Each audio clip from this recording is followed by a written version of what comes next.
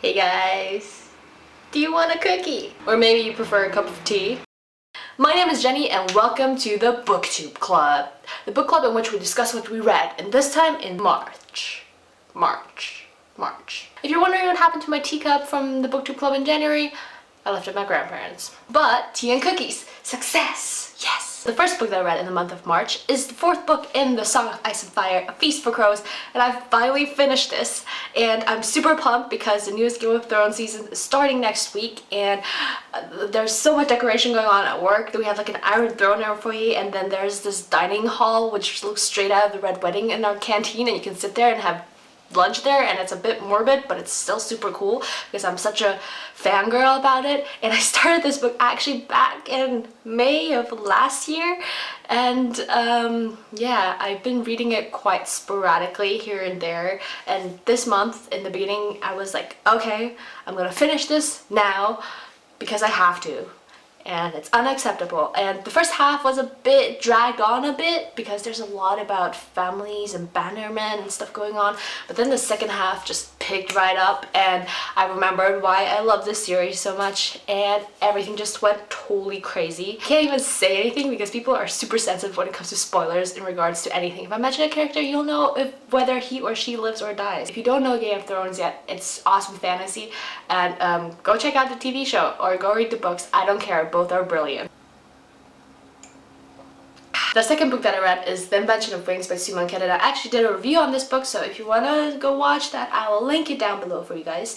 And the book is about Sarah Grimke, who is actually a real-life abolitionist and suffragist from the 19th century, and it was super cool. I didn't know that when I read the novel, but someone told me in the comments afterwards. It's about Sarah and Handful, and Sarah comes from a really rich family from the south, from Charleston, and Handful is a little girl who grows up as a slave for the family. And the book is a beautiful narration on these two women going through their lives and finding their way in a world full of slavery and a society basically dominated by men. So if you're interested in this time period and these topics, I can highly recommend the book. Great historical fiction, and I think it's also a very cool way to learn a bit of American history right there.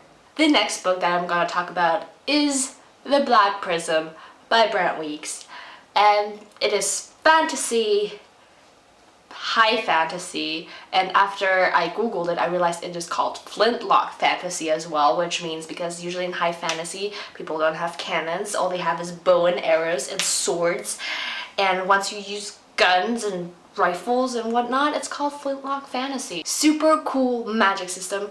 People have the ability to draft light, so they can draft colors out of the light, and then the color, in my head, I imagine it turns into some kind of blob-a-majig, and then you can make swords and boats and throw it against people, and then there are people who can draft one color or multiple colors, and then the emperor religious figure on top is called the Prism, and he can draft all the colors. And the cool thing is actually there's a limit to their power, because people who can draft light, their eyes turn that color and it builds a halo around your eyes, and once you draft too much power, the halo bursts and you turn crazy. Doesn't that sound cool? I think it does. And the story follows the current Prism 16 years after the Prism War, which is the war he fought against his brother, because there's usually actually only one Prism, but at that time there were two, and they tried to kill each other. One day he's told he has a bastard named Kip. He finds that boy, and then adventures start. I'm a bit more used to a lot of plot twisty and complexity and hidden secrets in fantasy, mainly partly because of Game of Thrones and Brandon Centers and stuff. This one is a little bit more straightforward. There are some plot twists, but you can kind of see them coming. The book is part of a series. I think it will be a quartet. Currently 2 books are out, and I think the 3rd book will be published this year, and I'm definitely gonna pick up the sequel, and I am excited to see what happens. And the next 2 books that I read in March were Daughter of Smoke and Bone and Days of Blood and Starlight by Laini, and I read this because the 3rd book and the last book in the series is coming out in the beginning of April, and I just thought I should start reading the series, and I am really happy I started it. The series, in my opinion, is extraordinary from its narration style, just from the whole feeling of the books, and I really enjoyed them. Daughter of Smoke and Bone follows a girl named Karu, and she grows up in Prague. And from the beginning you can tell that there's something very special about Karu. She likes to draw different kinds of monsters, and her hair is bright blue, and there's an air of mystery surrounding her. Turns out that all the monsters that she's drawing are actually real, and they're her family, and she does certain different quirky kind of errands for them, mainly collecting teeth. And one day she meets an angel called Akiva who tries to kill her. And yeah, things turn kind of strange and awkward after that. There's a perfect blend of the modern world and the fantasy world in which this book is set, and the fantasy world doesn't take over the modern world, and the modern world doesn't take over the fantasy world, and everything that is described and all the characters just flow perfectly into each other. And I really love this story. It gives you a very satisfied but very heavy. It weighs you down, but in a good way. And I cannot wait for the next novel. Really brilliant series. I loved it. I loved it. I loved it. And the last book that I read is Half Bad by Sally Green, and I really like this color, color of the paperback. It's half black and half white. Get it? Get it? Ha! It's about a boy named Nathan, and he is half a black witch and half a white witch, and he grows up with this white part of his family, and the white witches all hate him. He gets hunted, and he gets locked in a cage, and he has to find a witch named Mercury so he can get his gift for his 17th birthday and not die. I went through this in a couple of hours. I read this over the past 3 days, I think, just going to work and coming back to work. And yeah, it's good. It's easy to get through. The story's interesting, but I feel like it has some flaws. There's a lot of stuff which is unexplained, not in a confusing kind of way, but it's just that, oh, this happened, and there's no backstory to it. You don't really get a really good insight on the emotional development of a lot of characters, on the motives of a lot of characters.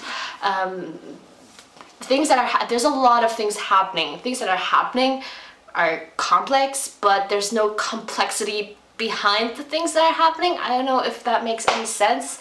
It's just very straightforward, and I feel like it lacks some of the intricacy, which would make this novel a lot better.